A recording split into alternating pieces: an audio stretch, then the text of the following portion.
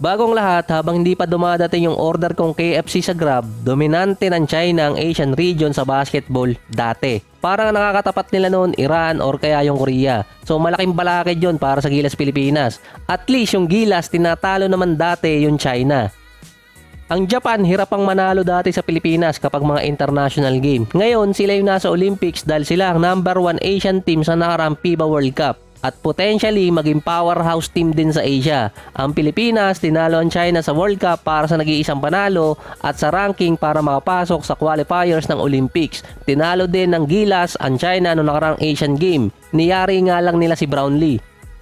Kung maalala nyo dati, sinasabing dinaya pa ng China ang Pilipinas noong 2015 FIBA Asia. Dahil nga yung tournament na yon kung sino ang magcha-champion pasok sa Olympics noong 2016. Yung Gilas dumaan pa noon ng qualifiers. After nga lang noon, ito yung sinusubukang pigilan kasi ng China at Iran dati dahil alam nilang mangangamote sila sa FIBA Asia kapag nagkataon. Nang 2012 kasi meron ng proposal na ipag-merge ang Oceania at FIBA Asia na base sa article ng FIBA mismo sa Europe at Americas. Kapag tinanong mo kung sino ang papasok sa World Cup dito sa Asia, alam na agad nila. Either China lang yun, yung pangalawa, either Iran or Korea. Sa Oceania, Australia. Ang pinag-merge kasi nila doon yung tournament sa region. So hindi ko lang makita yung exact date kung kailang in-approve yun. Pero noong 2014, ang report doon, binago na ng FIBA yung qualifier sa big tournament. Ito yung after makalaro ng Gilas sa World Cup. Nag-merge no ng Oceania at ang FIBA Asia sa mga tournament. Makakasama na sa Asia yung dalawang powerhouse team na New Zealand at Australia.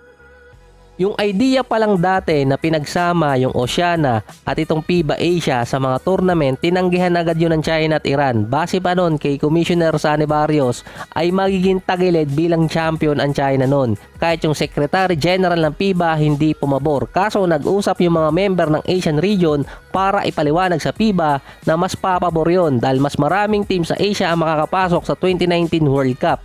Mas pumabor din sa Pilipinas yun dahil 7 ang makakapasok nun sa World Cup. Kaya sinuportahan. Yung merger ng tournament na yon pumabor sa isang team. Dahil nga hindi matalo ng Iran at China yung dalawang powerhouse team dito sa Oceania, ang New Zealand at Australia, ang tanging team na naalala kong tinalo ang New Zealand at Australia either sa FIBA game or kaya sa exhibition game ay Japan. Simula nung merger at magkaroon na ng home-away game para sa qualifier sa FIBA World Cup, ang unang tumalo sa Australia ay Japan bilang upset. Ito yung mga 2018 ata. Yung Pilipinas naman tinalo din yung Australia pero sa ibang paraan, sa KFC, punching leaking good. Dito nagsimulang maging rising team yung Japan na after noon ng panalo nila kontra dito sa Australia, nagkaroon ng Japan ng 8 panalo para makapasok sa World Cup. Gumanda pa yung laro ng Japan dahil noon si Hachimura college player pa lang. Yung bilig ng Japan, tinayo yun mga 2015. April ata yun. After no magkaroon ng merger. Ang unang season ng bilig, 2016-17 season. Nagkaroon ng program ang Japan sa mga players nila at nagamit nila yon sa first window ng FIBA World Cup para sa 2019.